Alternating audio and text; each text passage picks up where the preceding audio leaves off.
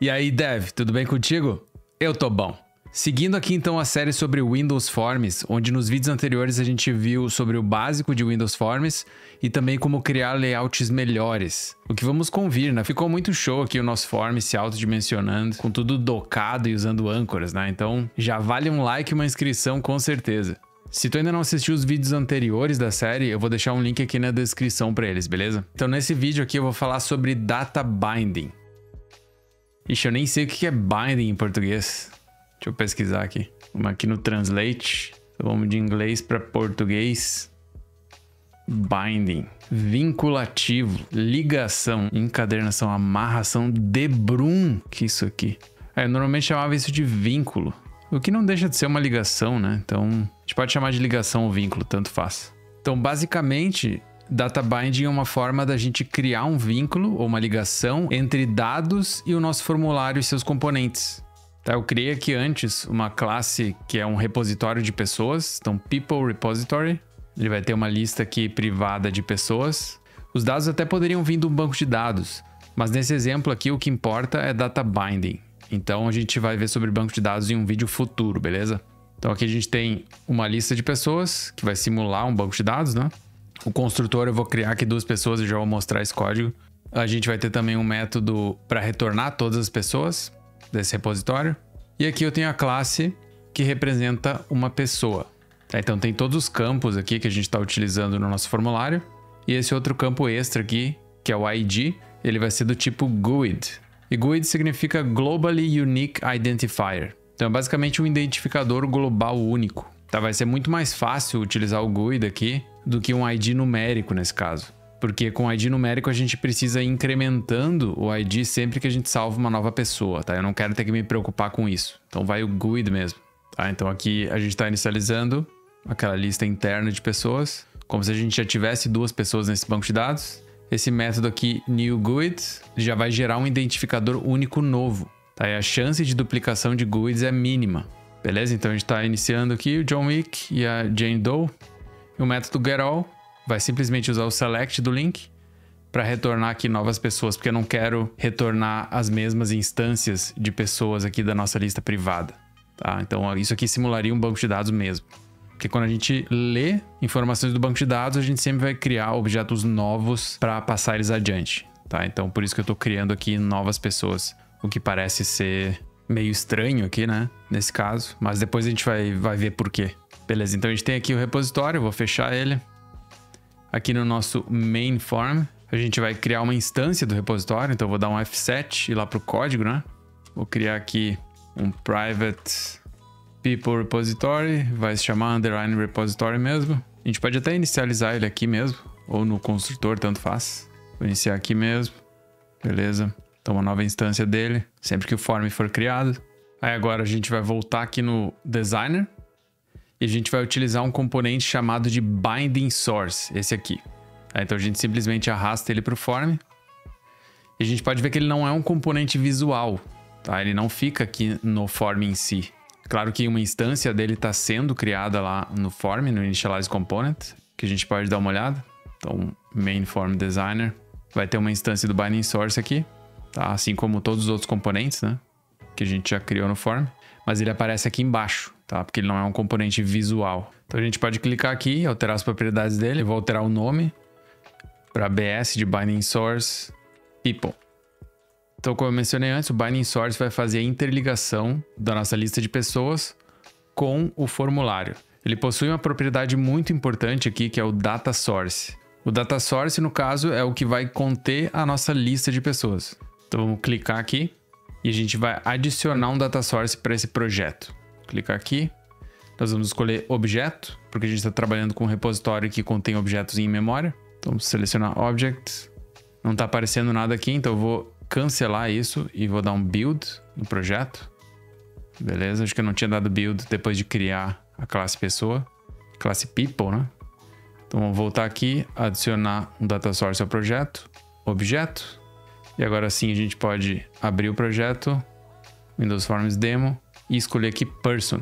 Então esse aqui é o tipo que vai representar um elemento do nosso Binding Source. Então Finish, beleza, ele já criou aqui um Data Source, tá aqui ele, nas Properties, a gente pode fechar isso.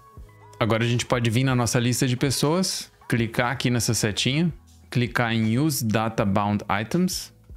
Então a gente vai utilizar itens de dados vinculados. O Data Source vai ser o BS People. Display Name, que vai ser o que vai ser exibido em cada item da lista, vai ser a propriedade nome. Então viu como a gente criou aqui o Data Source de People, vinculando o tipo da classe pessoa, né? A classe Person. O próprio Binding Source já sabe quais são as propriedades que a gente pode utilizar. Então a gente vai escolher o name nesse caso. Value Member, a gente vai escolher ID, que é o nosso elemento único nesse caso, né? Então é o ID da pessoa. Selected Value a gente vai deixar sem nada mesmo.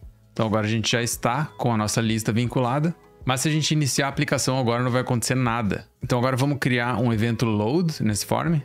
Então como a gente não tem mais como selecionar o form aqui, né? Porque tá todo mundo docado aqui já. Então vamos selecionar o form aqui, nas propriedades, main form. Vim aqui nos eventos e dar 2 cliques no evento load. Então já vai criar aqui o event handler para nós. E o que a gente vai fazer é vir no bspeople.dataSource, vai ser igual a peopleRepository.getAll. Então todas as pessoas desse repositório. Então vou dar um Ctrl+Shift+S e já F5 para iniciar a aplicação. Show de bola! E agora tá aqui, ó, John e a Jane para nós. Se tu tá curtindo o vídeo, não esquece de arrebentar o botão do like, que isso me ajuda muito. Eu agradeço demais pela audiência. Então a lista aqui já tá vinculada certinho com o nosso Binding Source.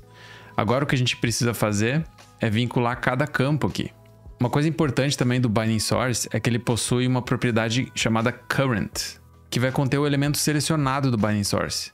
Então nesse caso aqui, sempre que a gente selecionar um outro elemento aqui, uma outra pessoa, essa propriedade Current vai ter o seu valor alterado para aquela pessoa específica que a gente clicou. Tá? Então é dessa forma que o valor dos campos aqui vai ser alterado automaticamente, como a gente já vai ver. Então vou fechar aqui. Vamos voltar lá para o Designer. E em cada um dos campos, a gente vem aqui nas propriedades. Então, Properties. Aqui em cima a gente vai ter o Data Binding aqui. Então a gente clica no maisinho. E no Text, que é a propriedade que a gente quer que o valor seja exibido, né? No texto do text box. A gente vem aqui, seleciona o BS People. E nesse caso vai ser o Name.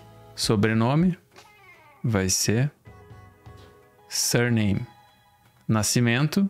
Aqui a gente não pode usar o text, porque como esse tipo aqui não é simplesmente um texto, ele é um date time, um valor do tipo data, né? Data e hora. Nós vamos fazer o data binding com a propriedade value. Então, valor. Então, aqui vai ser birthday. E-mail, fácil, né? Data binding com text, e-mail. E CPF, text com CPF. O document, no caso. Ctrl+Shift+S, F5. Então, automaticamente aqui o current já foi para o primeiro, que foi o John, né? A primeira pessoa da lista. Se a gente clicar aqui na Jane, vai aparecer os valores dela automaticamente. Então, bem mais fácil, né? Porque uma coisa bem comum da gente quando inicia a criar aplicações Windows Forms é a gente sempre ir alterando um por um aqui pelo código, né? Então, a gente carregaria uma pessoa, por exemplo, e aí colocaria ali txtname.text vai ser igual a, sei lá, pessoa.name e assim por diante, né? Então, a gente tem esse costume de sempre alterar um por um os itens. Mas, o data binding facilita muito, porque é só a gente atribuir as propriedades a cada componente e utilizar um elemento de lista, né? Que nesse caso é o list box, que automaticamente tudo vai funcionar.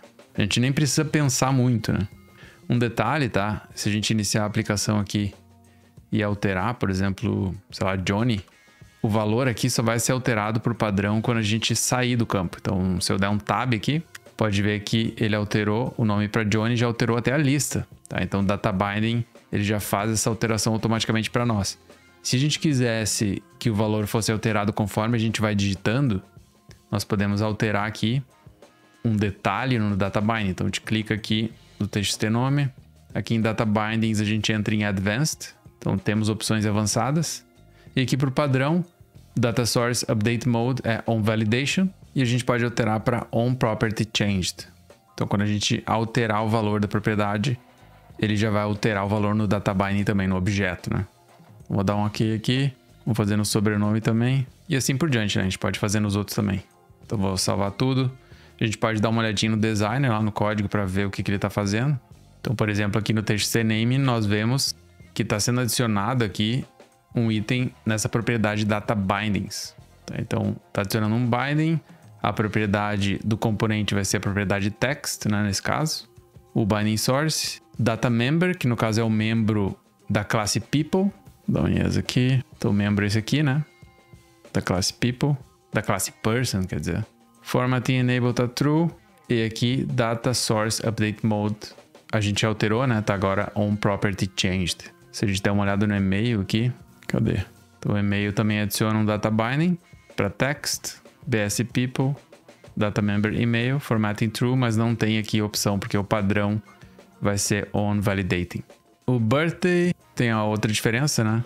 Que o binding, em vez de ir pro text, vai pro value. Tá? O value é aqui onde vai conter, de fato, a data, beleza? Que é um datetime. Então vamos executar de novo.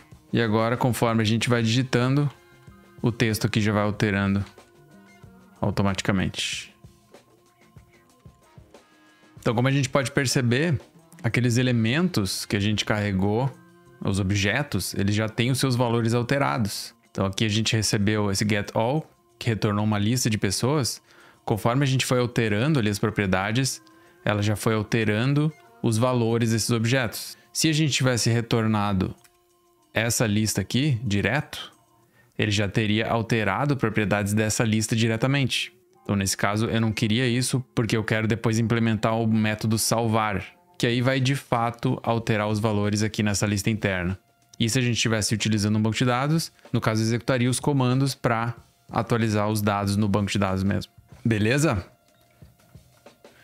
Então aqui ó, data binding, tudo funcionando perfeitamente. O que tu quer mais do que isso? Eu vou deixar o código fonte dessa aplicação para download, para quem é membro dev do canal. Então se tu quiser dar um suporte aí pro meu trabalho, dá uma olhadinha aqui embaixo para ver como se tornar um membro do canal. Então, data binding é muito poderoso e é muito mais fácil do que a gente ter que ficar manipulando cada campo um por um, né? Só isso acho que já vale um like e uma inscrição aqui no canal.